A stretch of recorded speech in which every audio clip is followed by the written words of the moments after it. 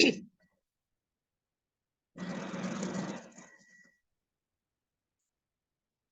कृष्ण वंदना से शुरू करें।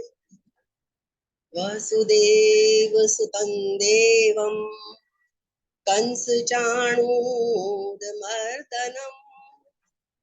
देवकी परमानंदम कृष्णं वंदे जगद्गुरु। जगद्गुरु श्री कृष्ण के चरणों में प्रणाम। आप सबको हृदय से नमन। गीता की महिमा। गीता हृदय भगवान का सब ज्ञान का शुभ सार है। इस शुद्ध गीता ज्ञान से ही चल रहा संसार है। गीता परम विद्या सनातन सर्वशास्त्र प्रधान है। पर ब्रह्म रूपी मोक्षकारी नित्य गीता ज्ञान है।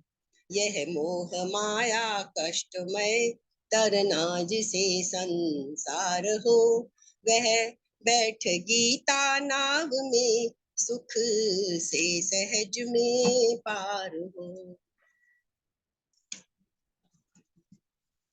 तो हम आगे बढ़ते हैं। पिछला सैटरडे संडे नहीं कर पाए, इसलिए हमने ये एक एक्स्ट्रा कर लिया इस वीक। एक्स्ट्रा नहीं है, उसी को पूरा करने के लिए।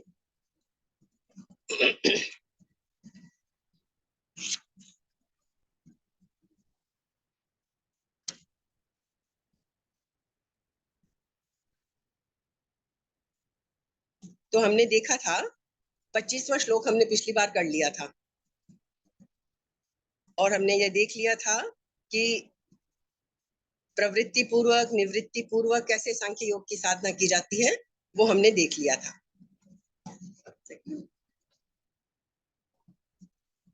पूजा ठीक हो रहा है? मेरे यहाँ कुछ गड़बड़ है कंप्यूटर में। नहीं, यहाँ तो ठीक है। यहाँ ठीक है? चलो, ओके ओके।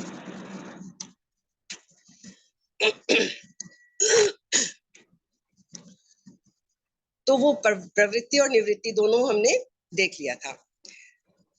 24वें और 25वें में हमने क्या देखा कि सांख्य योग के साधकों द्वारा निर्वाण ब्रह्म को प्राप्त करने की बात कही गई। कैसे प्राप्त करें निर्वाण ब्रह्म को? अब आगे के श्लोक में हमें यह बताया जा रहा है 26वें में कि निर्वाण ब्रह्म को प्राप्त क्यों करें, क्या हो जाएगा जो निर्वाण ब्रह्म को प्राप्त कर लेता है व्यक्ति, उसको कैसा अनुभव होता है। तो उसकी बात हम करेंगे अब इसमें। ये 5वां जो अध्याय है, ये वास्तव में सारा हमारे रूपांतरण पे निर्धारित मतलब पूरा फोकस करता है कि हमें अपने आप को बदलना है, हमें अपने आप को बदलना है। तो ये 26वां में एक बार फिर से पढ़ लेते हैं। काम क्रोध वियुक्तानाम यतीनाम यत चेतसाम अभितो ब्रह्म निर्वाणम वर्तते विदितात्मनाम। कैसे होते हैं वो व्यक्ति जिनको निर्वाण ब्रह्म की प्राप्ति हो जाती है? उनके सारे गुण बताए हैं कि वो व्यक्ति कैसा हो जाता है। हमें पता चले कोई चीज का वो रहे कि ये ऐसा हो जाएगा, तभी हम उसके पीछे भागते हैं। तो कैसा होता है? काम क्रोध वियुक्ता नाम, काम क्रोध से सर्वथा रहित। ये सर्वथा वर्ड जो है ये बहुत इंपॉर्टेंट है, इसकी हम आगे चर्चा ध्यान से करेंगे। काम क्रोध वियुक्ता नाम, काम और क्रोध से सर्वथा रहित, पूरी तरह से रहित। ये नहीं कि काम क्रोध कम हो गया, पूरी तरह से रहित। यत चेतसाम, और जीते हुए मन वाले, जिन्होंने अपने मन पे विजय प्राप्त कर ली है। और विदितात्मनाम, स्वरूप का साक्षात्कार किए हुए, जिन्होंने अपने वास्तविक स्वरूप का जो हमारा असली स्वरूप है उसका साक्षात्कार कर लिया है। यति नाम, ऐसे सांख्य योगियों के लिए क्या मिल जाता है? ऐसे सांख्य योगियों को अभितः, सब ओर से। अभितः परितः ये संस्कृत के शब्द हैं जिनमें यह है कि हर तरफ से, चारों ओर से। यहाँ चारों ओर का क्या मतलब है? शरीर के रहते हुए भी और शरीर के जाने के बाद भी, यानी जैसे हम मृत्यु कहते हैं उसके बाद भी, सब ओर से, चाहे शरीर रहे चाहे शरीर छूट जाए, निर्वाण ब्रह्म परिपूर्ण होता है ऐसे व्यक्तियों के लिए। जितने ये हमने गुण देखे, अब हम इनका थोड़ा विस्तार देख लेते हैं। काम क्रोध वियुक्ता नाम यति नाम, तो इन पदों से ये स्पष्ट कर रहे हैं कृष्ण यहाँ पे कि जो सिद्ध महापुरुष है जिनका यहाँ जिक्र किया गया है, उनमें काम क्रोध आदि दोषों की गंध भी नहीं रहती। मतलब वो कम क्रोधी हैं, कम कामी हैं, ऐसा नहीं, उनमें बिल्कुल खत्म हो जाता है काम और क्रोध। काम क्रोध आदि दोष उत्पत्ति विनाशशील असत पदार्थों के संबंध से उत्पन्न होते हैं। काम और क्रोध का कारण हम खूब अच्छी तरह कई बार समझ चुके हैं, गहराई में जाएंगे। काम और क्रोध का कारण क्या है? जड़ में कारण यही है कि हम असत पदार्थ, और असत पदार्थ क्या है? हमारा शरीर, इंद्रियां, मन, बुद्धि, ये सब असत है, प्रकृति के कार्य है ये सब। और इन असत पदार्थों को ही हम वास्तविक मान बैठते हैं, इन्हीं से हमारा हर वक्त संबंध जुड़ा रहता है। हम जो कुछ करते हैं, यही शरीर, इंद्रियां, मन, बुद्धि, इन्हीं के लिए, इन्हीं से प्रेरित होकर हर काम इन्हीं से करते हैं, और इन्हीं के संबंध से ये काम और क्रोध उत्पन्न होते हैं।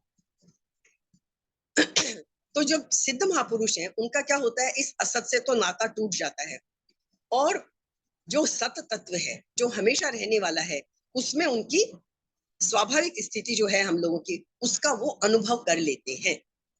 तो जब असत से संबंध छूट जाता है, तो सिद्ध महापुरुष के अंदर काम और क्रोध ये पूरी तरह जड़ से नष्ट हो जाते हैं।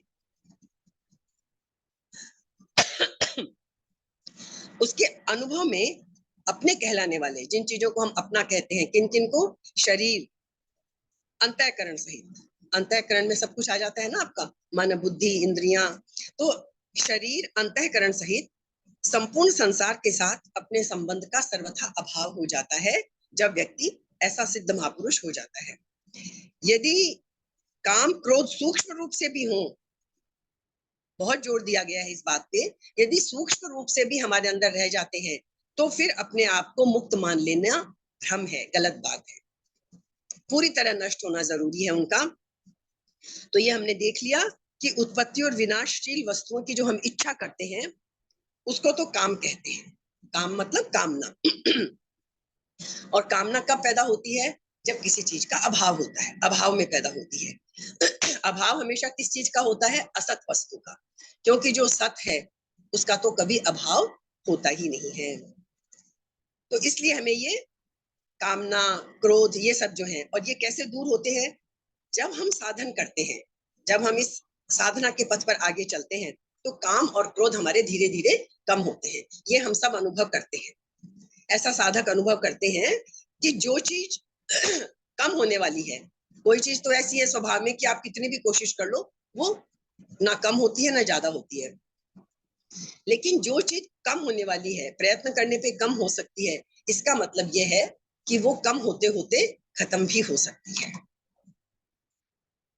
जो चीज कम होने वाली है वो खत्म भी हो सकती है। तो जो चीज कम होने वाली है वो खत्म भी हो सकती है। इसलिए हमको ये देखना है कि जिस साधन से हमारे ये काम और क्रोध कम हो रहे हैं, उसी साधन से ये खत्म भी हो जाएंगे, ये हमें भरोसा रखना चाहिए।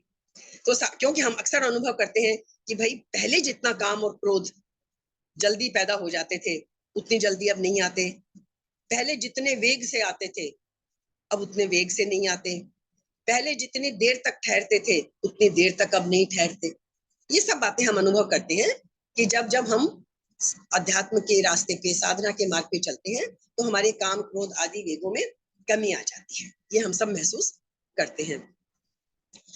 लेकिन क्या होता है, कभी कभी जब हमारी वृत्तियां थोड़ी ठीक होने लगती हैं, बहुत सावधान किया गया है हमें यहाँ इस श्लोक में, कभी कभी जब हमारी वृत्तियां ठीक होने लगती हैं, हमें काम भी कम है, क्रोध भी कम है, तो साधक को कैसा प्रतीत होने लगता है कि अरे वाह, मैंने तो पूर्ण अवस्था को प्राप्त कर लिया, मुझे तो गुस्सा भी नहीं आता, मुझे तो कोई इच्छा भी पैदा नहीं होती।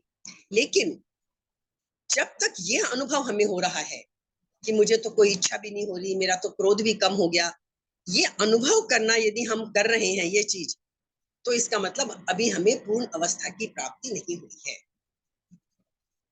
क्योंकि पूर्ण अवस्था का अनुभव करने वाला जब तक ये चीज विद्यमान है, तब तक पूर्ण अवस्था नहीं हुई है। पूर्ण अवस्था में पहुंच के तो ये बात ही खत्म हो जाएगी कि मुझे क्रोध कम आने लग गया, क्योंकि ये मैं का भाव ही खत्म हो जाएगा। ये सावधानी बहुत रखनी है साधक को, यदि पूर्ण अवस्था तक पहुंचना है। इंप्रूवमेंट तो होता ही जाएगा, काम और क्रोध कम तो होते ही चले जाएंगे, और उनका हमें अद्भुत लाभ भी मिलता चला जाएगा। लेकिन यदि हमको लक्ष्य तक पूरा पहुंचना है, पूरी पूर्ण अवस्था को प्राप्त करना है, तो फिर हमें ये ध्यान रखना होगा कि जब तक मैं और मेरे का भाव विद्यमान है, तब तक पूर्ण अवस्था हमारी नहीं आएगी। एक शब्द क्या आया? यत चेतसाम। तो जब तक असत का संबंध रहता है, तब तक मन वश में नहीं होता। ये हमें ध्यान, हम जानते ही हैं ये बात। अभितय वर्ड जो हमने देखा ब्रह्म निर्वाणम की चारों तरफ से, भाई मनुष्य का जन्म का उद्देश्य ही हम यही मानते हैं कि वो अपने लक्ष्य को, कौन से लक्ष्य को? सत स्वरूप को जान ले, जो वास्तविक स्वरूप है उसको पहचान ले। सेल्फ रियलाइजेशन जिसे हम कहते हैं, यही हर मनुष्य जन्म का लक्ष्य है। और इतनी महिमा जो गाई गई है कि मनुष्य जन्म इतनी मुश्किल से मिलता है, इतनी लाख योनियों के बाद मिलता है, इसको व्यर्थ मत गंवाओ, हीरे जैसा है, कोड़ियों के बदले मत खो। तो ये है कि जिस उद्देश्य को लेकर मनुष्य का जन्म हुआ है, मनुष्य जन्म की इतनी महिमा गाई गई है, उसको जब प्राप्त कर लेते हैं तो उसको क्या कहा जाता है? ऐसे ऋषि को, योगी को विदितात्मनम, विदितात्मनाम, मतलब जिसने अपनी आत्मा को, अपने स्वरूप को जान लिया है। अब शरीर रहे चाहे शरीर छूटे, फिर कोई फर्क नहीं पड़ता। जब पूर्ण ब्रह्म की प्राप्ति हो गई तो बोलते हैं ना, जीवन मुक्त, जीते जी मुक्ति हो गई। मरने के बाद तो मुक्ति है ही है, जीते जी मुक्ति हो गई।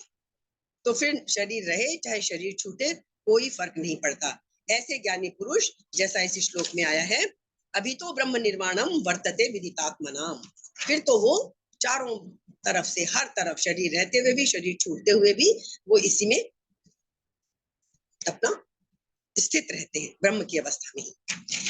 अब आगे के जो 2 श्लोक हैं,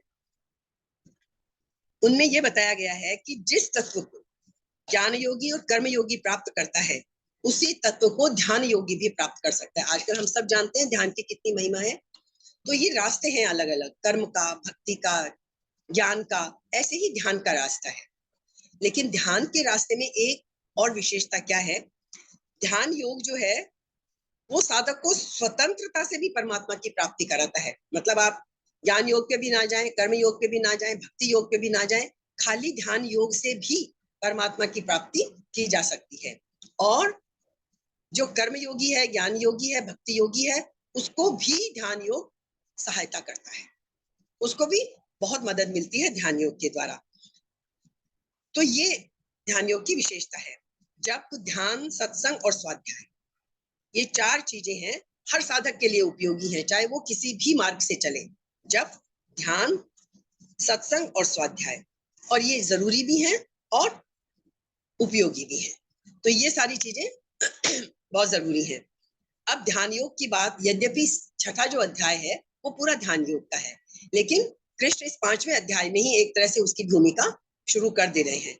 अब ये हमारा 5वां अध्याय खत्म होने पे है, तो 27वां और 28वां ये 2 श्लोक देख लीजिए, ध्यान योग के बारे में है। स्पर्शान कृत्वा बहिर्बाह्यांश्चक्षुश्चैवान्तरे भ्रुवोः प्राणापानौ समौ कृत्वा नासाभ्यन्तरचारिणौ यतेन्द्रिय मनोबुद्धिर मुनिर्मोक्ष परायणः विगतेच्छा भयक्रोधो यह सदा मुक्त एव सः। ये दोनों श्लोक एक साथ हैं। 27वें श्लोक को पूरा खत्म नहीं किया गया, ये कंटिन्यूएशन में है दोनों श्लोक, इसलिए हम इनका एक साथ अर्थ देख लेते हैं। स्पर्शान कृत्वा बहिर्बाह्यांश चक्षुश्चैवान्तरे भ्रुवोः। बाह्यान स्पर्शान मतलब बाहर के जो पदार्थ हैं, बाहरी दुनिया में जितने पदार्थ हैं, उनको बहि एव कृत्वा, उनको बाहर ही छोड़कर, ध्यान का प्रोसेस बता रहे हैं। बाहर के पदार्थों को बाहर ही छोड़कर, चक्षु भ्रुवो अंतरे, नेत्रों की दृष्टि को दोनों भौहों के बीच में स्थित करके, हम अभी आगे विस्तार से देखेंगे कि ध्यान करते समय दृष्टि यहाँ रखनी चाहिए, यहाँ रखनी चाहिए, कहाँ, ये बड़ा गूढ़ और लंबा विषय है, आगे हम चर्चा करेंगे। अभी हम सिर्फ यहाँ अर्जुन को वो कह रहे हैं कि तुम्हें भौहों के बीच में दृष्टि रखकर ध्यान करना है। तो अभी हम इसी का अर्थ समझते हैं। नेत्रों की दृष्टि को भौहों के बीच में स्थित करके, और क्या स्थिति बताई है? नासाभ्यंतर चारिणौ, नासिका में विचरने वाले, नासाभ्यंतर, नाकों के अंदर, दोनों तरफ की जो नाक है हमारी, वाम नासिका और दक्षिण नासिका, इन दोनों के बीच में विचरने वाले 2 तरह के वायु हैं, प्राण और अपान।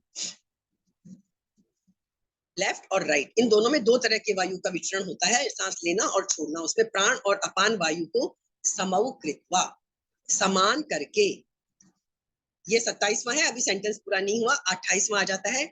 यतेंद्रिय मनोबुद्धि, मतलब ये स्थितियां बता दी, बाहर के पदार्थों को बाहर ही छोड़कर, नेत्रों की दृष्टि को भौं के बीच में स्थित करके, नासिका में विचरने वाले प्राण और अपान वायु को सम करके। समता की महत्ता पूरी गीता में है और समता ही प्राप्त करना गीता का लक्ष्य है कि हम सब समता को प्राप्त करें। सम करके यतेंद्रिय मनोबुद्धि, जिसकी इंद्रियां, मन और बुद्धि अपने वश में है। ये सारे चीजें देख लीजिए, सारे हम लोगों को ये सब चीजें हासिल करनी है। जिसकी इंद्रियां, मन और बुद्धि अपने वश में है, यह मोक्ष परायण है, जो केवल मोक्ष परायण है। तथा और क्या गुण है उसमें? विगत इच्छा भय क्रोध है, जो इच्छा, भय और क्रोध, इच्छा, भय और क्रोध, इनसे सर्वथा रहित है। सर्वथा वर्ड को पकड़ के रखना है हमें, सर्वथा पूरी तरह से रहित है। सह मुनि सदा मुक्तः एव, ऐसा व्यक्ति क्या है? मुनि। ऐसा मुनि, मुनि हो जाता है वो, ऐसा मुनि सदा मुक्त ही है। यदि ये सब चीजें हमारे अंदर आ गई हैं तो फिर शरीर रहे या शरीर छूट जाए, हम मुक्त ही अवस्था में होंगे हर वक्त। लेकिन ये चीजें जो हमने अभी पढ़ी, ये कितनी मुश्किल है प्राप्त करनी, लेकिन गीता हमें स्टेप बाय स्टेप इनको प्राप्त करने का रास्ता बताती है। इसलिए रास्ता हमें जरूर मिलेगा, बस हमें चलना है, और उसके लिए सबसे पहला जरूरी है दृढ़ निश्चय। तो अभी हम एक बार इसका अर्थ हमने देख लिया, कुछ एक दो बातें हैं जो हमें ध्यान से समझ लेने की हैं। 26वां हो गया, 27वां, 28वां, इनकी व्याख्या थोड़ी समझनी बहुत जरूरी है। तो ये हमने देखा कि हम ध्यान के द्वारा भी क्या प्राप्त कर सकते हैं? अपना जो कन्विक्शन है, ध्यान के द्वारा भी हम प्राप्त कर सकते हैं। ये हमने देख लिया कि काम और क्रोध ये ट्विन सिस्टर्स की तरह है। कामना होगी, कामना पूरी नहीं होगी तो क्रोध पैदा होगा, इसलिए ये तो एकदम जुड़वा बहनों की तरह है। तो काम और क्रोध दोनों को हमें हटाना है। तो इसलिए हमें करना क्या है? काम पर कंट्रोल जरूरी है, क्रोध हटाने के लिए हमें कामना को कंट्रोल करना होगा। अपने आप क्रोध हट जाएगा। जब किसी चीज की इच्छा नहीं करेंगे तो क्रोध किस लिए आएगा? क्रोध कब आता है? जब हम कोई चीज की कामना करते हैं और कोई उसके रास्ते में रुकावट बनता है तो हमें उस व्यक्ति पे क्रोध आता है, या कोई और वजह होती है तो हमें क्रोध आता है। तो यदि मन ये समझ ले, तो इसके लिए समझना क्या जरूरी है? मन को, मन तो भागेगा। मन को बस हमें खाली ये समझाना है कि सांसारिक वस्तुओं में सुख नहीं है। जब तक मन सांसारिक वस्तुओं में सुख मानेगा तब तक वो सांसारिक वस्तुओं के पीछे भागेगा, उनकी कामना करेगा, उनकी कामना करेगा, हर बार पूरी नहीं होगी, जो भी बाधा आएगी तो वो क्रोध को पैदा करेगी। यदि कोई भारी भरकम और ताकतवर व्यक्ति बीच में आ गया तो हमें उससे भय होगा, हम उसके ऊपर क्रोध तो कर नहीं सकेंगे, वो हमसे ज्यादा मजबूत है, तो भय होगा। तो ये सब चीजें कामना से जुड़ी हुई हैं। तो हुआ क्या? हमारे क्रोध विचारों, शब्दों, कृत्यों से हम एक्सप्रेस करते हैं, इसलिए क्रोध को हमें सिस्टमेटिकली कंट्रोल करना है ना? एक रिवर्स ऑर्डर में कैसे करेंगे हम? सबसे पहले तो कंट्रोल द डीड्स। यदि, और ये कब हो सकता है? हम अपने कृत्यों पर कब नियंत्रण कर सकते हैं? जैसा हम बार बार कहते हैं कि हमें अपने मन को बुद्धि से नियंत्रित करना है, ना कि इंद्रियों से। ये हम कई बार समझ चुके हैं कि मन बीच में है, एक तरफ इंद्रियां हैं और एक तरफ बुद्धि है। तो हमें ये कोशिश करनी है कि हम अपने मन को इंद्रियों से नियंत्रित ना करके बुद्धि से नियंत्रित करें। तो ये एक स्टेप है हमारे लिए, ये लक्ष्य जो मुश्किल लगता है हमें उसको प्राप्त करने का, कि बुद्धि का मन पर नियंत्रण हो तो ये आसान हो जाता है। बुद्धि मन को समझा देगी कि क्रोध मत करो, नहीं तो तुम्हारा काम बिगड़ जाएगा। दूसरा स्टेप क्या है? Control the words. हमें अपने शब्दों के ऊपर नियंत्रण रखना है। मुंह से शब्द निकल गया तो वो अपना, बोलते ना, कोई भी कर्म हम करेंगे तो वो असर अपना डाल के रहेगा। तीसरा स्टेप क्या है? Control the thoughts. हम विचारों पे ही कंट्रोल करने शुरू से ही, और उसके लिए जरूरी क्या है? हम एक बात हमेशा याद रखें, ना हम किसी को बदल सकते हैं, साथ ही दूसरी बात, ना हमें कोई बदल सकता है। हम क्या बदले हैं आज तक? हम नहीं बदल सकते तो दूसरा कोई क्यों बदलेगा? हम क्यों कोशिश करें, है ना? इसके लिए मुश्किल काम है, लेकिन हमें अपनी कामनाओं को कम करना पड़ेगा। हमें हमेशा यही इच्छा रहती है ना कि हमें इस व्यक्ति से ये चाहिए, तभी तो हम उसे बदलने की कोशिश करते हैं, चाहे वो पति है, चाहे पत्नी है, चाहे संतान है, चाहे माँ बाप है, चाहे दोस्त हैं, चाहे कुलीग्स हैं। हम सबको बदलने की कोशिश इसीलिए करते हैं क्योंकि हमें उनसे कुछ पर्टिकुलर रिश्ता चाहिए, पर्टिकुलर उनसे हमें कुछ प्राप्त करना है, वो कामना है, इसलिए हम उन्हें बदलने की इच्छा करते हैं। तो ये हमें याद रख लेना चाहिए, हम किसी को बदल नहीं सकते। हर कोई अपने तय ज्ञान आदि से प्रेरित होकर व्यवहार करता है, उसके संस्कार चले आ रहे हैं, उनसे प्रेरित होकर वो व्यवहार कर रहा है, नहीं बदल सकते हम किसी को। तो हमारा क्रोध अपने आप कम हो जाएगा कि हम बदल तो सकते ही नहीं। अब एक छोटा सा एग्जांपल ले लें, हम सड़क पे जा रहे हैं, यदि कोई व्यक्ति गलती से हमारी गाड़ी के सामने गलत ढंग से क्रॉस करेगा तो हम उस पर गुस्सा करेंगे कि तुम्हें इतनी भी समझ नहीं है। लेकिन उसकी जगह यदि कोई गाय क्रॉस कर जाएगी तो आप गाय को तो पकड़ के गुस्सा करेंगे नहीं उसके ऊपर, क्योंकि हम कहेंगे उसको तो अक्ल ही नहीं है, वो तो समझती ही नहीं है, क्योंकि हमें उससे कोई अपेक्षा ही नहीं है। व्यक्ति से तो हम अपेक्षा करते हैं, तो यदि इसी तरह हम किसी से भी नहीं चाहेंगे कुछ, तो फिर हमें किसी के ऊपर भी गुस्सा नहीं आएगा। हाँ, ये अलग बात है कि व्यवहार के लिए जहाँ क्रोध करना है, वो व्यवहार एक अलग चीज है, व्यवहार के लिए सब कुछ करना होता है, लेकिन क्रोध करना और अंदर क्रोध होना दोनों अलग चीजें हैं। तो हमने ये देख लिया कि क्रोध हमारा कैसे हो सकता है। हमारा ज्ञान सीमित है, तो हम क्रोध को विचार के स्तर पर रोक नहीं सकते, जबकि हमने अभी एक स्टेप क्या देखा था कि क्रोध को विचार के स्तर पर ही रोक दें हम। विचार के स्तर पर क्रोध को रोकना समस्या को मतलब जड़ से ही खत्म कर देगा। लेकिन यदि हमारा ज्ञान सीमित है, यदि हमने जितने अभी पढ़ा हमने दूसरे अध्याय में, सब में ज्ञान यदि हमें हो गया कि क्या सत्य है, क्या असत है, क्या परिवर्तनशील है जो चीज, और कौन किस तरह व्यवहार करता है, यदि हमने ये समझ लिया, हर कोई अपने आचरण से, अपने कर्मों से, अपने संचित ज्ञान के प्रेरित होकर व्यवहार करता है, तो हम फिर किसी पे गुस्सा करना बहुत कम कर देंगे, बंद ही कर देंगे। इसलिए लेकिन यदि हमें पर्याप्त ज्ञान नहीं, पर्याप्त ज्ञान हो जाए तो फिर हमें प्रयत्न यही करना है कि क्रोध को हम विचार के स्तर पर ही रोक, कि बस हमें क्रोध करना ही नहीं है। क्रोध आने के बाद क्रोध को कंट्रोल करना और एक क्रोध को आने ही नहीं देना, ये फर्क हमें समझ लेना है। तो डिजायर कब हम हटा सकते हैं? जब हमारे मन को ये चीज पक्की तरह समझ में आ जाए कि बाहर की दुनिया में जितनी वस्तुएं हैं उनमें खुशी नहीं है। ये चीज मन को अच्छी तरह समझा लेनी है। तो पहला स्टेप तो क्या है कि हमें ये विवेक पैदा करना है। नेक्स्ट स्टेप क्या है? मेडिटेशन करना है हमें इस इस तथ्य के ऊपर कि बाहर की दुनिया में, बाहर की वस्तुओं में कोई सुख नहीं है। तो टीचिंग हमें क्या मिलती है इससे कि मेडिटेशन हमारे लिए एक बहुत बड़ा साधन है। किस लिए? अपने मन को समझाने के लिए कि ये सच्चाई है। जब हम ध्यान में होते हैं तो मन को शांति का अनुभव होता है, और तब वो ये अनुभव करता है कि ये बाहर की दुनिया में जो वस्तुएं हैं इनमें सुख नहीं है, सुख तो यहाँ है। जब ध्यान के एक क्षण में भी हमें सुख मिलता है, तो इसलिए मेडिटेशन बहुत बड़ा टूल है मन को शांत करने के लिए। मन शांत होगा तो ये चीजें रिवर्स भी चलेंगी। मन शांत होगा, कामनाएं पैदा नहीं होंगी, कामनाएं पैदा नहीं होंगी तो क्रोध नहीं आएगा, और काम और क्रोध पे विजय पाली मतलब हमने सब कुछ पा लिया। तो रिवर्स भी चीजें चलती हैं। ठीक है, तो इस श्लोक के साथ ही समझ लीजिए श्री कृष्ण मानो इस 5वें अध्याय का, मानो इस 26वें श्लोक के साथ मानो उन्होंने उपसंहार कर दिया एक तरह से, क्योंकि अब 27वां 28वां हमने देख लिया, वो ध्यान की बात करने लग गए। तो एक तरह से 5वें अध्याय का उपसंहार इस 26वें श्लोक पे ही हो जाता है। उन गुणों का वर्णन करते हैं कृष्ण यहाँ पे जिन्हें पाकर हम अनंत को पा सकते हैं। मैंने पहले भी कहा 5वां अध्याय पूरा अपने आप को रूपांतरित करने पे जोर देता है। इस ज्ञान के विपरीत जो अज्ञानी है, जो अज्ञानी है मतलब जिनको ये चीज नहीं है, तो क्या होता है, उनकी सबसे बड़ी चीज क्या होती है, उन्हें अपने अंदर कोई खुशी नजर नहीं आती। ये हमारा सबसे बड़ा अज्ञान है। हम लोगों को खुशी अपने अंदर समझ ही नहीं आती। हम हमेशा बाहर खुशी ढूंढते हैं, बाहर व्यक्ति में, बाहर की वस्तु में, बाहर की परिस्थिति में। हमने जो अंदर खजाना है उसको तो हम एकदम मिट्टी की तरह समझते हैं, उस पर तो फोकस ही नहीं करते। और कृष्ण यही समझा रहे हैं कि वो खजाना तो सारा अंदर है।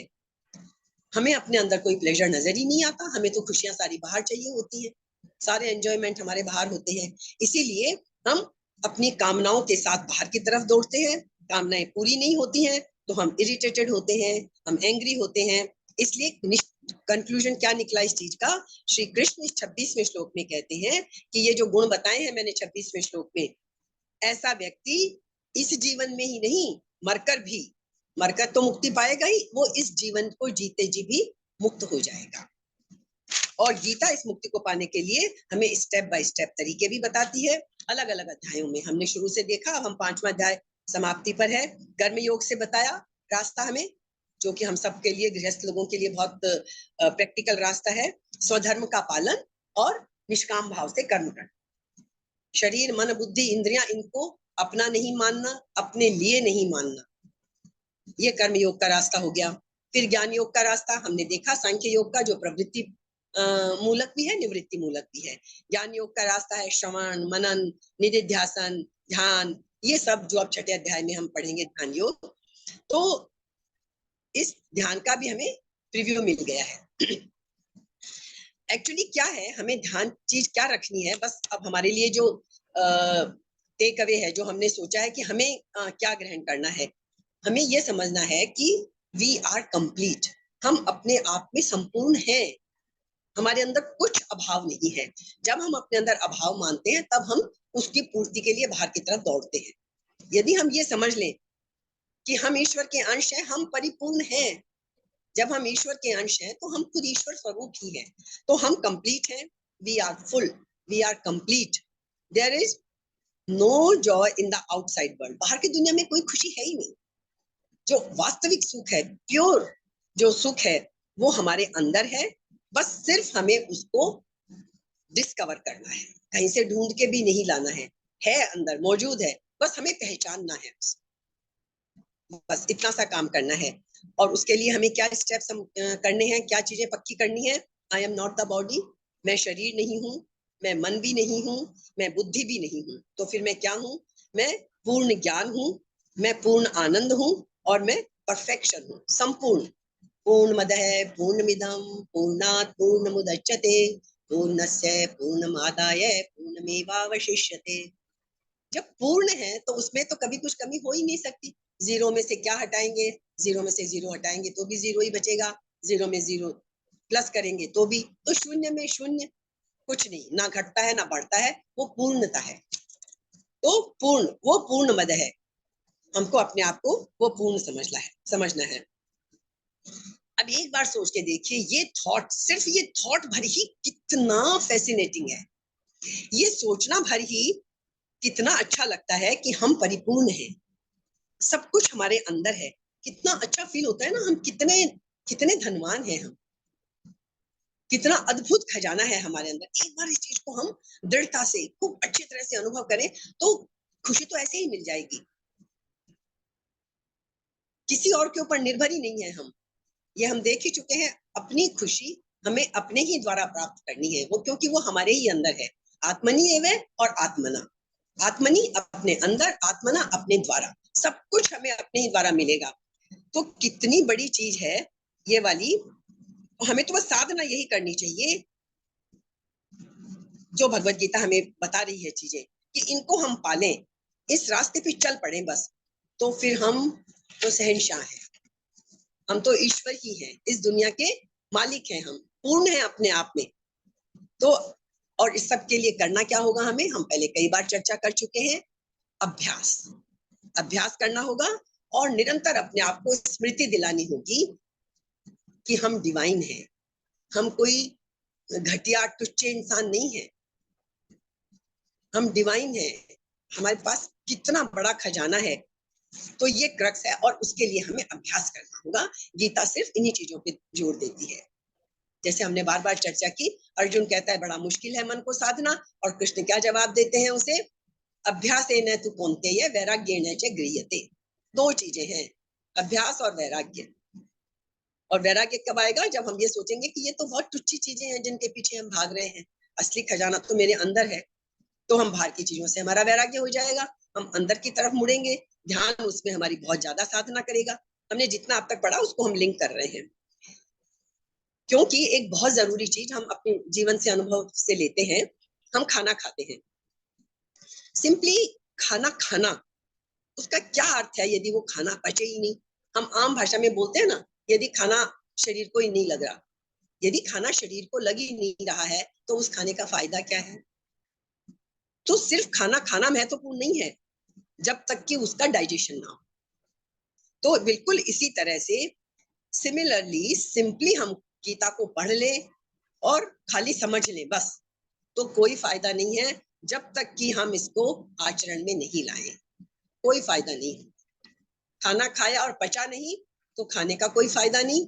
गीता पढ़ ली, समझ भी ली चलो, लेकिन उसको आचरण में नहीं लाए तो कोई फायदा नहीं। रोज गीता के पाठ करें, चाहे रोज गीता का ज्ञान बांटते फिरे, कोई फायदा नहीं है। हमें तो चेक ये रखना है कि मेरे आचरण में क्या परिवर्तन आया, मैंने क्या सीखा, और उसके लिए हम सबको चेक करना पड़ेगा अपने आप को। हम देखते रहे कि हमारे अंदर कुछ चेंज आया है क्या। हमारे करीब करीब 1.5 साल होने को आया हमें गीता पढ़ते, और हमारा पहले दिन से फोकस इस बात पे है कि हमें अपने अंदर चेंज महसूस करना है। तो सबसे बड़ा तरीका एक ही है कि हमें ये चेक करना पड़ेगा कि कुछ चेंज आया क्या मेरे अंदर। कोई दूसरा नहीं बताएगा। बाहर तो हम मुखौटे ओढ़ के रहते हैं, बाहर तो हम अच्छे दिखा देते हैं अपने आप को कि हमें गुस्सा भी नहीं आता, हमें क्रोध भी नहीं आता, हमें अंदर कामनाएं भी नहीं है, हम तो बहुत शांत हो गए हैं। ये दिखाना, ईश्वर को थोड़ी धोखा दे सकते हैं, अपने आप को तो धोखा नहीं दे सकते हम, है ना। कभी कभी हमें लगता है अरे हमें तो कभी कभी गुस्सा आता है, अरे हमें तो कभी कभी इच्छाएं जागती हैं, बाकी तो हम शांति हैं, बाकी तो हम अक्रोधी ही हैं। ये अपने आप को धोखा हमें नहीं देना है। अपने साथ हमें पूरी ईमानदारी बरतनी है, अपने आप के ऊपर पूरा चेक रखना है हमें। यदि काम और क्रोध हमारे अंदर से पूरी तरह खत्म हो जाएगा तो वो कभी भी बाहर नहीं आएगा। जो चीज अंदर है ही नहीं वो बाहर आएगी कैसे? वो बाहर आ ही नहीं सकती। यदि काम और क्रोध बाहर आ रहा है चाहे 1 मिनट के लिए, इसका मतलब उसकी धारा हमारे अंदर बह रही है। जैसे नील नदी का एग्जाम्पल देते हैं ना, मीलों वो जमीन के अंदर बहती रहती है, दिखती नहीं है लेकिन वो बह रही है। तो ये काम और क्रोध ये हमें हमें चेक करना पड़ेगा। आज का सारा सार यही है। अभी हमारा समय होने को है।